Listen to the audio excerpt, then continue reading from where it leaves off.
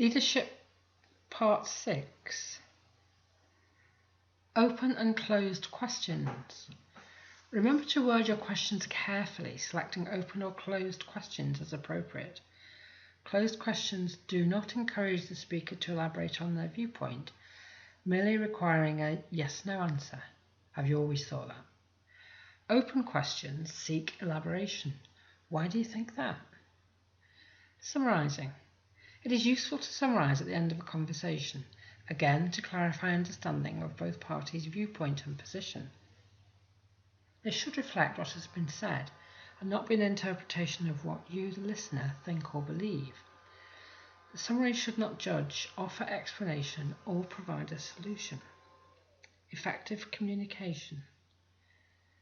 Communication is another important skill for leaders. It is a transfer of information between individuals or groups of people. In any communication, there are senders and receivers of a message. Communication can be verbal, written, non-verbal, such as body language, or graphical, using charts and diagrams. Group communication skills are affected by self-esteem and personal confidence levels.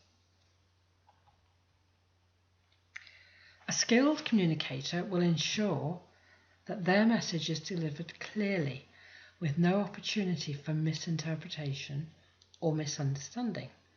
There are a number of reasons why a message may be distorted, including the state of mind of the listeners.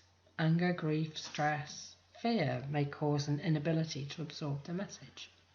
Use of jargon or technical terms. A lack of understanding of the topic. A lack of relevance leading to audience inattention. An opposing viewpoint or prejudice. People making assumptions which are not effectively dispelled. Disabilities such as poor hearing or sight.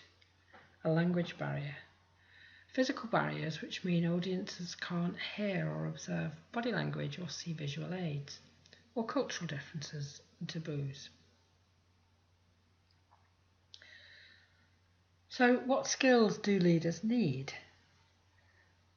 In leadership and management, there are many definitions of leadership, but it certainly involves having a vision of where you want to be, either personally or for your company. In order to develop, plan and implement their vision, the key skills leaders need include strategic thinking to develop the vision and strategy, organisation skills to facilitate delivery of the vision, time management, risk management to minimise problems and manage them when they arise, decision-making skills to make good decisions in support of their strategy delivery, problem-solving skills. This is another key leadership skill, and people skills. We have already considered many of these skills on this site, and I will give you the appropriate page link as we look briefly at each of these in turn. First of all, strategic thinking.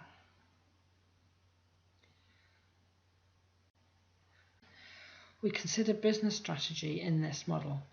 managementskillscourses.com/business strategy.